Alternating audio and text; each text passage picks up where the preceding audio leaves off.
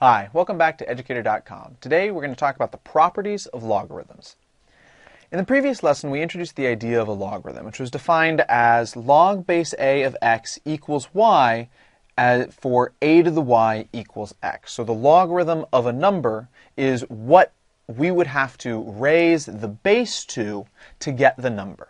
So log a x equals y means a to the y equals x. It's a little bit of a complex idea the first time we talk about it, so the previous lesson's really useful. If you haven't already watched the previous lesson, Introduction to Logarithms, I'd really recommend you watch it because that will get you a grounding in how these things work. It'll really explain things if it's confusing here. Previously, when we investigated exponentiation, we found all sorts of interesting properties, such as x to the a times x to the b equals x to the a plus b, that we could add exponents, or that x to the negative a equals 1 over x to the a, that we flip when we have negative exponents. Since logarithms and exponents are so deeply connected, right, we've got this idea that log of something equals this other version in exponent world, so they're deeply connected, we might expect logarithms to also have some interesting properties. Indeed, they do. This lesson will be all about looking at the properties of logarithms. Let's just start off with some really basic properties. Remember, this is the definition that we'll be working with the whole time. Really good idea to understand this. So from this, we can immediately see two basic properties. Log a of 1 equals 0 because a to the 0 equals 1 for anything, right? That was one of the things we figured out when we were working with exponents. And also log a of a is going to equal 1 because a to the 1 is just equal to a, right? Because it's just 1a. So two basic properties that we get just from the simple definition. Next, we're going to talk about inverses. Logarithms and exponentiation are inverse processes. If they have the same base, they cancel out. They cancel each other out. This is clear when a logarithm acts on exponentiation. If we have log base a of a to the x, then we're going to get x out of it. Because by the definition of a logarithm, the number that we need to raise x to, right? What do we have to raise a to get a to the x? Well, that's going to be a to the x, right? So a as our base for the right side, a to the x is equal to a to the x, so log a of a to the x equals x, right? It cancels out. Logarithm on exponentiation, they cancel each other out because we've got an a here and an a here as bases, so they knock out and we're left with just the x that we originally had. So logarithms cancel out exponentiation if they're at the same base. And we just get left with the exponent at the end. To see the reverse process of exponentiation canceling a logarithm, we first need to realize a useful idea. Notice that for any exponent base, where a is greater than 0, or exponent base is positive, and it's not equal to 1, and any number x such that x is a positive number, there exists some real number b such that a to the b equals x. In other words, through exponentiation, this a to the something, we can get to any positive number, x, right? For any positive number, you say 58 as your x. Then with my a, I can raise it to something that will get it to 58. And then if we want, we can name the exponent that will do this. And we called it b here, right? There's some number b such that a to the b equals x. So for example, we could say 10 to the something has to be equal to 100. Our question is, what number is it as our something? 10 to the what equals 100? Well, it's going to be 2, right? We raise 10 to the 2, 10 squared, we get 100. So in this case, our b, if we want to name the number in the box, our b was 2. We could do this for something else. We could say 3 to the box equals 47. Now this is considerably more complex than 10 to the box equals 100, right? 3 isn't going to have some nice integer, nice even power that we can raise it to that will spit out 47, but we can know that there's got to be something that fits in that box. We don't know what the number is right now, but we are confident, we are sure that there's got to be something that we could raise 3 to get 47. So we can just call it b. In fact, if you were to work it out through other stuff that we'll talk about as we go on in this class, if you were to work it out, you'd find out that b is approximately equal to 3.504555. If you plug that into a calculator, you'll see that it's very, very close to being precisely 47. So there is some number out there. We can't get it exactly, but we can get a very good approximation through things that we'll work out on this course. So we can be sure that this number does exist. It is out there somewhere, even if we don't know it. But that doesn't mean we can't talk about it. We can not know what something is precisely and still talk about it as a general idea. So we know this has to be true because every exponential function, a to the something, has a range of 0 to infinity. We've talked about this before, and you can see it in the graphs of it. So since it has a range of 0 to infinity, since any number can come out of it as long as it's a positive number, then there has to be some b that will make that number from between 0 and infinity. So for any x contained in 0 to infinity, for any positive number x, there has to be some b that when we plug it in here, when we plug in b here, we will wind up getting a to the b equals x. We will wind up getting that x when we plug it in.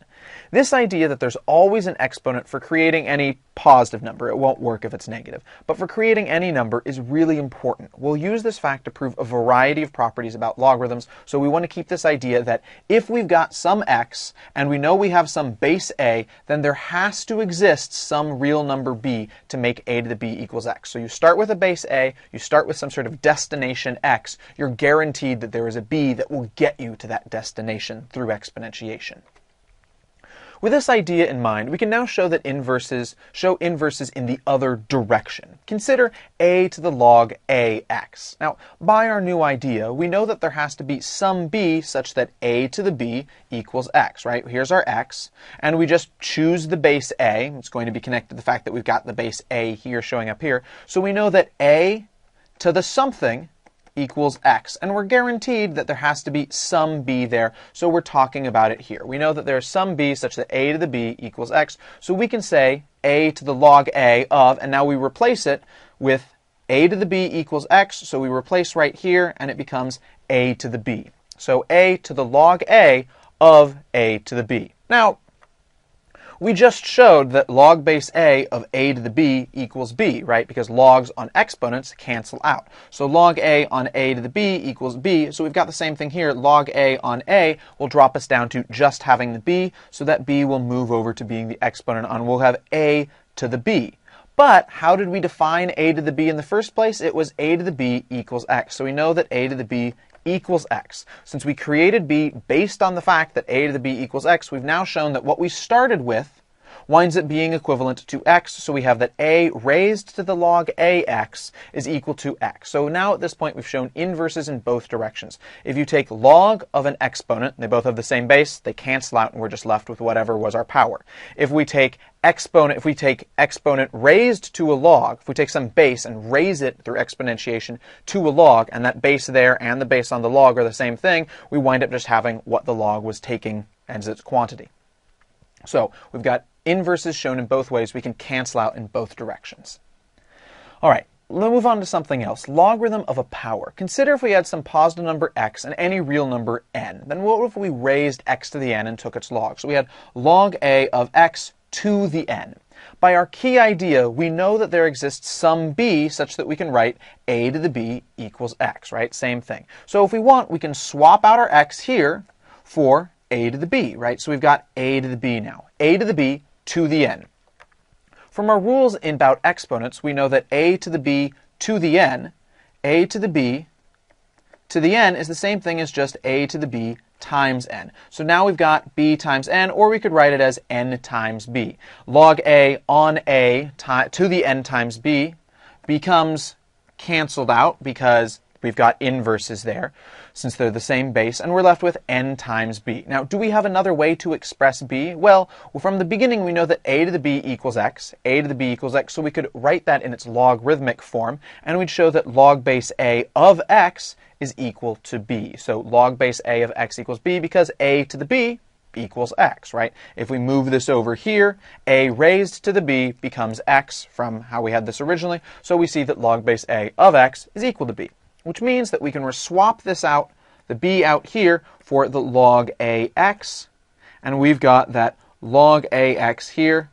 So we started with log a of x to the n, and now we see that we can take this n here and sort of move it out front, and we've got n times log ax. So if we've got an exponent, we can move it out front.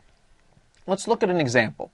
If we look at log base 3, of 3 squared, by this property, we see that we could take this 2, move it out front, and we'd have 2 times log base 3 of 3.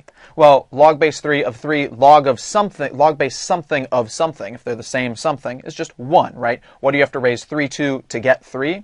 just 1, right? So we have 2 times 1, which is equal to 2. Hey, what if we look at the other way? Well, log base 3 of 9, what do we have to raise 3 to get 9? We just have to raise it to 2, so we have 2 here, 2 here. Either way we go at it, we wind up getting the same thing. We see this property in action. Okay, now let's consider two positive numbers, m and n. That should be numbers m and n. Log a of m times n. So log a of the whole quantity m times n. Now, from our key idea, we know that there exists m and n such that we can raise a to the m and we'll get big M, and we raise a to the little n and we get big N, right? So we can swap these things out. We can swap out here and we can swap out here, and we wind up getting log a of a to the m times a to the n. Great. Now, from our work about exponents, we know that a to the m times a to the n is the same thing as a to the m plus n. Same base means that we can add the exponent. So we have log a of a to the m plus n, and then since it's log a on an exponent base of a, we get cancellation once again through inverses. Log a cancels out with that, and we're left with just m plus n. Now we can ask ourselves, do we have another way to express little m and little n? Well, from the beginning, we know that a to the m equals m, equals big M. A to the little m equals big M. That was how we set this up. So log of little a to the big M, log of little a of big M equals m, right? Because we know that if we raise a to the little m, we get big M, so we've got that. So we can express it in its exponential form or its logarithmic form. So we now can say, what about looking at it through its logarithmic form? Same thing goes over here with a to the little n equals big N. We can express it instead as log base a of big N equals little n. So at this point, we've got two different ways. We've got new ways to be able to describe m plus n. So we can swap that out, and so log a m here becomes here, and log a big N, little n goes here, right? So you see this here, see this here. So we can swap that out. So what we started with, log base a of m times n, big M times big N, is going to be the same thing as log base a big M plus log base a big N. So if we've got a product, we can split it into a logarithm of a product. We can split it into the sum of the logarithms that made up, of the logarithms of the numbers that made up each part of that product. Let's look at an example to help clarify this. So we could look at log base 10. So log base 10, we'll write it as just 10. Sorry, not just 10. We'll write it as just log, since the common log can be expressed as just log. So log of 1,000. We could write it, if we felt like it, as log of 100 times 10. And then by this rule that we have here, we could split it. We've got a product 100 and 10, so we can split it into log of 100 plus the log of 10. Now, what number do we have to raise 10 to get 100? We have to raise it log of 100. What number do we have to raise 10 to get 100? We have to raise it to 2, right? What number do we have to raise 10 to get 10? We only have to raise it to 1. So 2 plus 1, we wind up getting 3. Alternatively, we could have done this as log of 1,000. What number do we have to raise 10 to get 1,000? 10 at 1, 100 at 2, 1,000 at 3. So we could also see that log base 10 of 1,000 is equal to 3 over here. So it works out either way we want to approach it. So we see now that we can break up products into two different things being added together. What if we took the logarithm of a quotient, log base a of m over n? Well, we could rewrite that as m times n to the negative 1, right? Since we could rewrite m over n as m times 1 over n. And then we can rewrite 1 over n as just its flip, so we'd have n to the negative 1. So we can swap that around like that. From the rule that we just saw, the splitting of products, we can break this as, here's the m, so we have log a m, and here's the n minus 1, so we have log a n minus 1, n to the negative 1. So log a of m, and then we also have our rule that we can bring down exponents, right? X to the n, log of x to the n becomes n times log of x. So we bring this down in front. Since we're bringing down a negative 1, it just becomes a minus sign. So it becomes a minus sign here. So we've got log a of m minus log a of n. Great, big M, big N. Thus, log a of m over n is equal to log a of m minus log a of n. So a quotient becomes a difference. Logarithm of a quotient becomes the difference of the two logarithms. Let's look at an example to help clarify this one as well. So if we look at log base 2 of 32 over 2, well, we could write that by our new rules as log base 2 of 32 is the part on the top, and then the part on the bottom is 2, so minus log 2 of 2.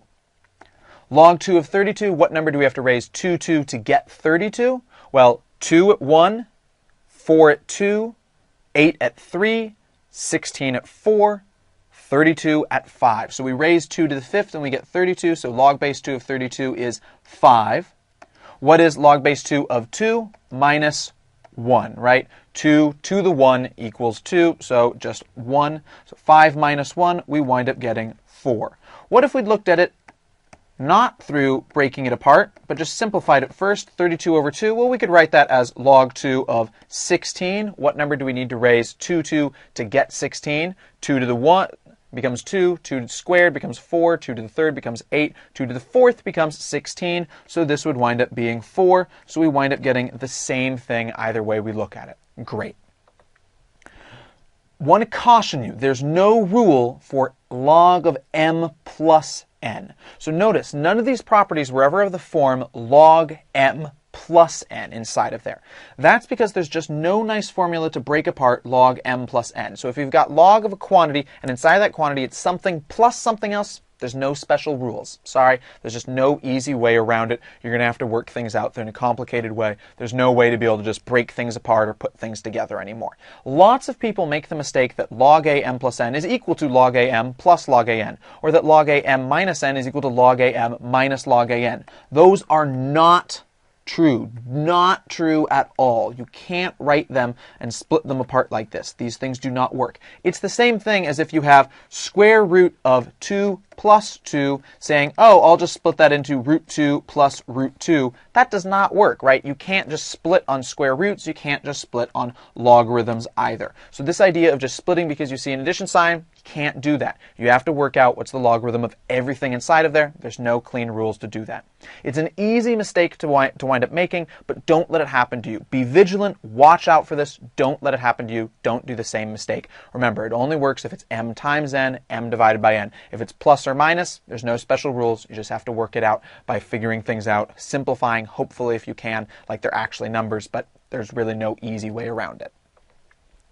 At this point, we've seen a lot of properties for logarithms, so let's review them. Our base ones right at the beginning were that log base any a of 1 equals 0, because any a raised to the 0 becomes 1. Then also log base a of a equals 1, because any a raised to the 1 is just a. Then we also have our inverse properties, log a of a to the x equals x, that it cancels out when we have logarithm on exponentiation, if they're the same base. And then a raised to the log ax equals x, when we've got exponentiation acting on logarithms, cancels out if they're the same base. Then we have the fact that we can bring down powers, right? If we've got x to the n, log of x to the n, then we can bring the n in front. We've got n times log of x. If we've got log of m times n, then we can split that into log of m plus log of n, right? We've got the two different pieces, m and n, so it splits into log m, log n. So multiplication inside of the logarithm becomes addition outside of the logarithm. Log a m over n, log m minus log n. If we've got m here, n here, then we've got this minus sign right here. So division inside of the logarithm becomes subtraction outside the logarithm once we split into two logs. So it seems like a lot of rules, and there are a fair bit of new things that you have to get used to here, but they're all based off of our original definition of what it means to be a log. The idea that log ax equals y means that a to the y equals x. This is really what it is. You can either write an exponential form or logarithmic form. It's just a way of denoting things. So a underneath that y, a to the y, becomes what we were originally taking the log of. And so for any base a, we also figured out this key idea that for any base a, any positive number x, there was a b that allowed us to get to that x. A to the b equals x for any x that we wanted to get to. So these two ideas, you can put them together and you can figure out pretty much any one of these things right here with those ideas. And then these ones are all just kind of coming off of the basic definition right from the beginning. But if you take that key idea as well, you can figure these out. So if you ever forget them on a test, you forget them in a situation where you can't just look them up, you now have a way of hopefully being able to figure them out on your own. They're not quite as easy as being able to figure out all the things that made up our exponential rules, our rules for exponentiation, but we are able to figure these things out on our own. And as you get more used to working with them, get some practice in them, it'll be even easier for you to work them out on your own, and they'll also just stick in your head that much easier. All right, now we're going to switch gears to a new idea. In the last lesson, we mentioned that most calculators only have buttons to evaluate natural log of x and log x, ln x and log x. That is log base e, right? That's what natural log means. And log without a number means base 10. So how could we evaluate something like log base 7 of 42? Well, 7 to the 1 equals 7, and 7 squared equals 49. So we see that there's no easy integer number that we raise 7 to get 42. It's not going to be an easy thing. So we need to use a calculator because 42 is not an integer power of 7. But since it's base 7, we don't have a button on our calculators. What we want is some way to transform the base of the logarithm. If we could transform from log base 7 into log base 10 or log base e, we'd be able to use a calculator because then we have our natural log and log buttons, common log buttons, on our calculator. We can just punch it in. Now, you might have a calculator that lets you just put in an expression like this, but even if you have that sort of calculator, this is still sort of a useful thing to learn. As we'll see in some of the examples, there's ways to apply changes of base beyond just using them to get what these numbers are. And also lots of times you won't have a calculator that is able to do this, and you will only have natural log or plain common log, log base 10, and you'll need to be able to have this change of base so that you can change when you need to take a base that isn't e or 10. To help motivate the coming formula and its derivation, let's look at a specific example. So consider the expressions log base 3 of 81 and log base 9 of 81. So log base 3 of 81, well, we could rewrite 81 as 3 to the 4th, so we see that that's just 4 over here. Now, log base 9, 81, we could rewrite also as 9 squared, so that would be, with base 9, that would come out as 2. So we see that log base 3 of 81 equals 2 times log 9, 81, because, 4 is equal to 2 times 2. So we see that log base 3 of 81 is equal to 2 times log base 9 of 81. And this is somehow related to the fact that 3 squared is equal to 9, right? You square 3 and you manage to get a 9 out of it. Now we can probably intuit that that holds generally. We can figure out that normally, or in fact always, we're going to have log 3x is equal to 2 times log 9x. But let's prove it instead of just assuming. Instead of just getting a feel like, yeah, that makes sense, let's actually prove definitely that that's the case.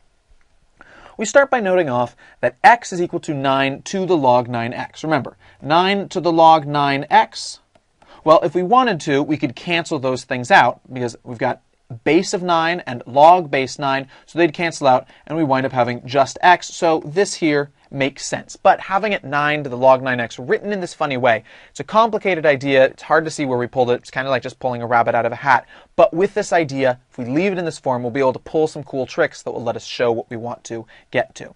If we want, we can take log base 3 of both sides, right? We know x is equal to 9 to the log 9x, so it must be the case that log base 3 of x is the same thing as 9 log 9x, so log 3 of 9 log 9x, right? We can take log 3 of both of the things on either side because that equal sign means that it has to be equal for whatever happens to it. So log base 3 of x is equal to log base 3 of 9 to the log 9x. Okay, that idea in mind, we can start applying our rules that we have. We know that we can bring down exponents. So in this case, we've got effectively an exponent of log 9x. We actually have it exactly as an exponent. So if we want, we can bring that down in front. So we see that log 3x is equal to log 9x times log 3 of 9. Now, what is log 3 of 9? That comes out to be 2. So we can simplify that as log base 3 of x is equal to 2 times log base 9 of x. And we've proven what we originally wanted to show. We follow a similar structure to create a formula to change between any two bases u and v. So if we start off as x equals v to the log vx, which we know is true because of inverses, then we could once again take a log on both sides, and we'll take log u because we want to get v and u. We want to get both of those logs into action. So we take log u on both sides, and then we can bring this down in front because it's an exponent, and we've got log ux equals log vx times log u v. At this point, we can create a formula that will have log v on one side, log u on the other side. We divide log uv over, and we swap the order of the equation. We've got log vx equals log ux over log uv. So log base u x over log base u v. Notice that this allows us to change from an expression log base vx into an expression that only uses log base u. Now if we choose our u to be either e or 10 or whatever is convenient for the problem we're working on, we'll be able to evaluate it with any calculator at all, right? Since every calculator we'll be using has natural log and common log, base 10 log buttons, we'll be able to evaluate with any calculator because we'll be able to change out the u's over here. So whatever we wind up having, if it's log base 742, then we can change it into log base 10 of 42 over log base 10 of 42, or alternatively we could have changed it into natural log of 42 over natural log of 42. Both would wind up giving the same thing, and we'll see what it is in the examples. All right, first one, write as a sum and or difference of logarithms, our first example here. So we're working with base 5, but that doesn't affect how any of our properties work. So remember, if we have log of m over n for any base a, then that's equal to log a m minus log a n. So same log base on both, and it splits into subtraction. So in this case, we've got on the top x to the fifth, so we'll have log base 5, same base, minus what's on the bottom, y root z, so minus log 5 of x root, whoops, sorry, not x, said the wrong thing there, y times root z. Great. Now we also have the rule that log base a for any a of m times n equals log base a m plus log base a n. So we can split with addition as well. So we've got multiplication here, right? Y times root z is what's really there. So log 5 x to the fifth minus, now notice we're splitting all of this here. So we're still subtracting by all of it, so we want to put it around parentheses because it is substitution that we're doing here. So we now work on this thing here, log a m, log a n. So our m is y, our n is root z, and we've got log, still the same base, of y plus log, still the same base, 5 of root z.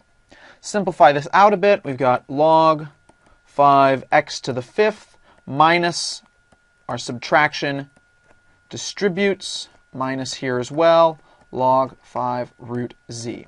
Now, that is technically enough because we've got a sum and or difference of logarithms, but we can also take it one step further and we can get rid of these exponents. We can get rid of to the fifth, we can get rid of root z, because we also have the rule that log base a for any base of x to the n is equal to n times log base a of x. So in this case, we've got to the fifth, and how can we rewrite root z? Well, remember, root z, any square root, is just like raising to the half. So we can see this, bring the 5 at the front, so we've got 5 times log base 5x. We continue to just bring down our log base 5y minus, we'll rewrite the z, log 5 z to the 1/2. And now we can bring down this as well. Oops, not to there, but we have to move it all the way to the front of the log. There we go. So we've got 5 times log base 5 of x minus log base 5 of y minus 1/2 times log base 5 of z. And there we go. We've managed to write this entirely using very simple things inside of our log, just x, y, and z. We've managed to break up this fairly complicated expression inside of the log into a fairly simple expression inside of the log by just breaking it up into more arithmetic. We can do the reverse, and we can also compact things. So write the expression as a single logarithm. We'll compact all of these log expressions into one tiny log with a more complicated structure on the inside. So first we have, once again, that subtraction becomes division. So 1/3 natural log A plus 2. Actually, first thing, we've got these coefficients out front, right? So we can also bring the coefficients in. So 1/3 can hop up onto an exponent on that A. The 2 here can hop up to an exponent on that B. So we've got natural log of A to the third plus 2 times quantity natural log of B squared minus natural log C. And if you forgot, remember, natural log ln is just a way of saying log base E, where E is a special number, the natural base. Natural log A 1/3 plus 2 natural log B squared minus natural log C. Now we can compact what's inside of those parentheses because we see we've got subtraction. So that's natural log of B squared over C, right? Subtraction of logs is the same thing as division inside of the logarithm. And now natural log A to the 1/3 plus, well, now we've got this 2. So we can take this 2, and it's hitting a log, right? It's times a log, so it can go up, and it can also become an exponent. So natural log of B squared over C. Make sure we remember that we're doing the logarithm is of that whole thing. So natural log of A to the 1/3 plus natural log, we distribute that, B to the 4th over C squared. And we can also bring this in now. Natural log of addition of logarithm becomes multiplication inside of the logarithm. So A to the 1/3 times the rest of it. So B to the 4th, it'll show up in the numerator, divided by C squared. And we've got the whole thing compacted into a single logarithm. Great. All right. Next one.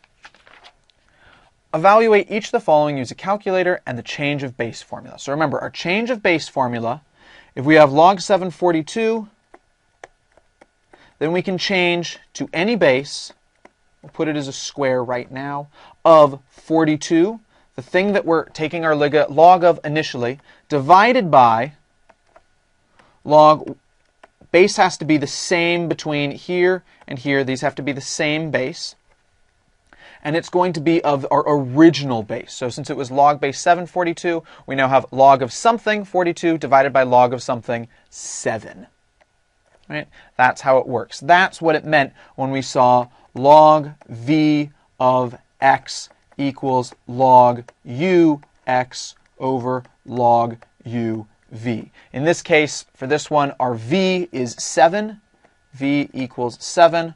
Our u is whatever we are about to choose. So we can make it any u we want. We could make it 50 and it would work. We could make it 0.1 and it would work. But let's choose something that shows up on our calculator. So let's choose e, right? So we can put in an e here and an e here. So we'll rewrite that as natural log 42 divided by natural log of 7. We punch that into our calculator, and that will wind up coming out to be, it'll go on with lots of decimals. So let's cut it off, and it'll wind up being approximately 1.9208. Now, if you wanted to, you could have also done this as something else. It would have also been the same as log base 10 of 42 over log base 10 of 7. That'd be the same if you used common log, something that also shows up on a lot of calculators.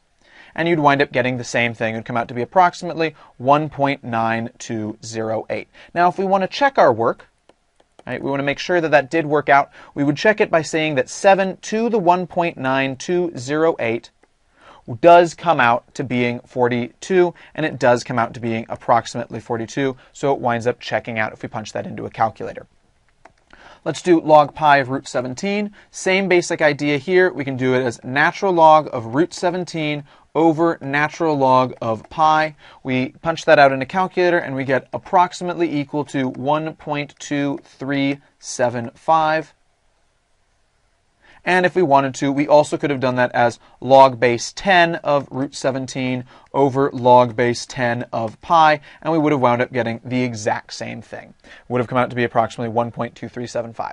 Either one you work with, they're both going to wind up working out to give you the same answer. Great. And if you wanted to, you could also check this as well. You could check and make sure that pi raised to approximately 1.2375 does come out to be approximately root 17, and indeed it does if you want to check that this does work. Great. Fourth example, given that log base 5 of a equals 6 and log base 5 of b equals 1.2, evaluate each of the following. So at this point, we want to use the rules that we have to split things apart. Splitting it apart will allow us to use the pieces of information we have, right? We have to see a log base 5 of a before we can swap it out for 6. So we have to get that sort of thing to show up. Same for log base 5 of b. So we split things up. Log base 5, we've got multiplication not effectively, between each one of these. That's what it means when they're just stacked on top of each other. So log base 5 of 5 plus log base 5 of a plus log base 5 of b cubed. So log base 5 of 5 is just 1, because it's the same thing as its base and what it's being operating on. Plus log base 5 of a, we were told that was 6, so we get 6 plus, now log base 5 of b cubed, we can't do that yet. We need to get it as 5. But we know that we have to get it as just a b inside. But we see, oh, hey, there's an exponent. We can bring that out front. So we've got 3 times log base 5 of b. So now we can use the fact that it's 1.2. So 1 plus 6 is 7 plus 3 times 1.2, 1.2. 3 times 1.2 is 3.6. 7 plus 3.6 becomes 10.6. And there's our answer. Work on the other one, log base 25 of root a. So this is a kind of a problem, right? We've got 25 here, but we were told our base for working with this stuff, the information we're given was log base 5. So we have to use change of base. So now we see a time when you have to use change of base, not just for calculating numbers. So, if you have a calculator that can do change of base on its own, that doesn't need you to do it, then there's still a use for it for problems like this. So change of base, we have that this log 25 of root a is the same thing as log of some base of root a divided by log of some base of what our original base was, 25. So what do we want to use there? Well, we probably want to use 5 because that's the thing we have all of our information on. So 5 and 5 here. So log base 5 of root a. Now, root a, that's not what we have. We have a. Is there another way to write root a that would involve a?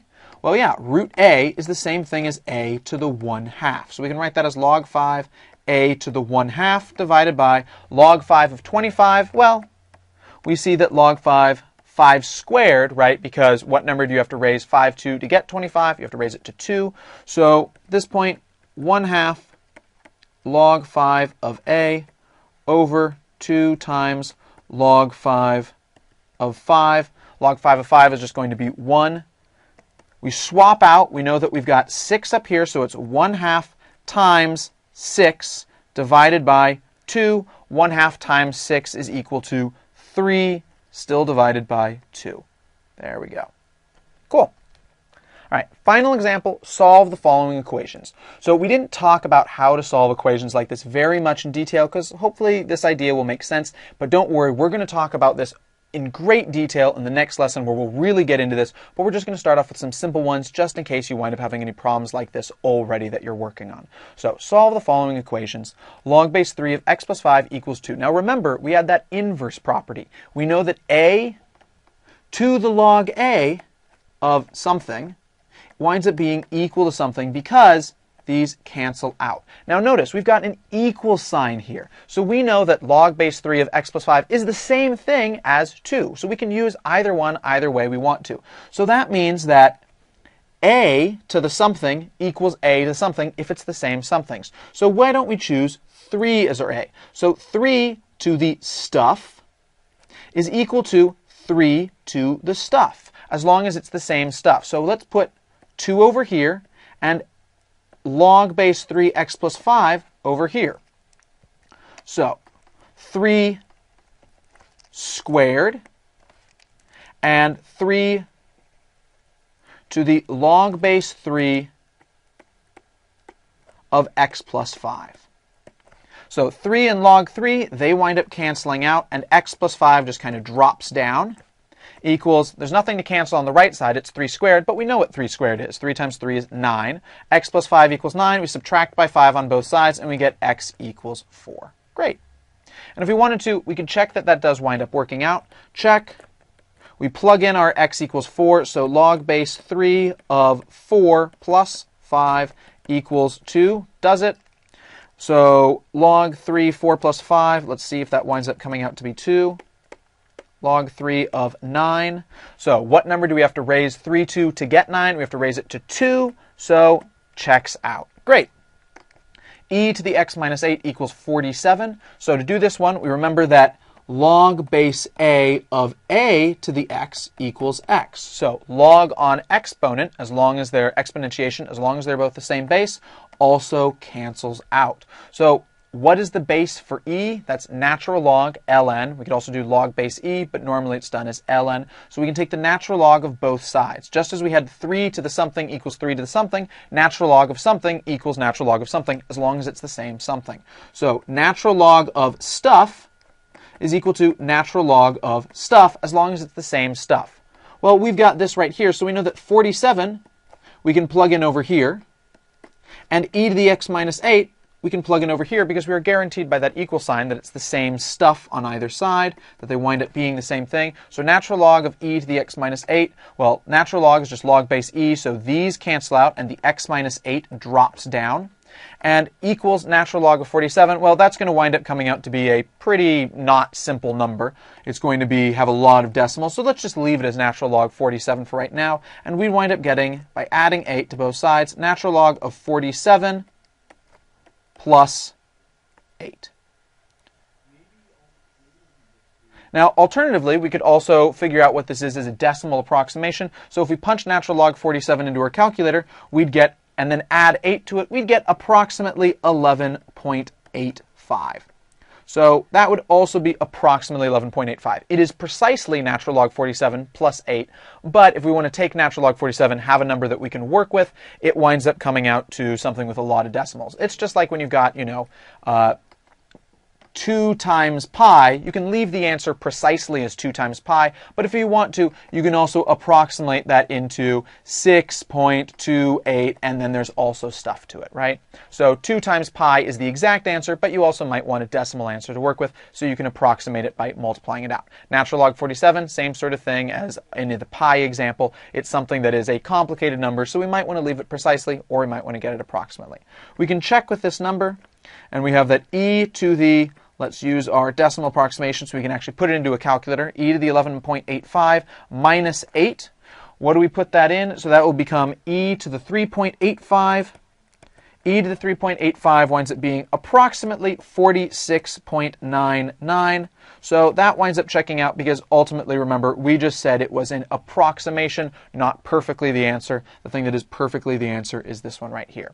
Pretty great stuff. Allows us to get a whole bunch of applications worked out with this, as we'll see in 2 lessons from now when we talk about applications of this stuff. And in the next lesson, we'll really dive into how do we solve equations like this. So if you want more information on that, check out the next lesson where we'll really see some really complicated examples, get a really great idea of how this stuff works, and we'll really understand how to solve all these sorts of equations. All right, we'll see you at Educator.com later. Bye.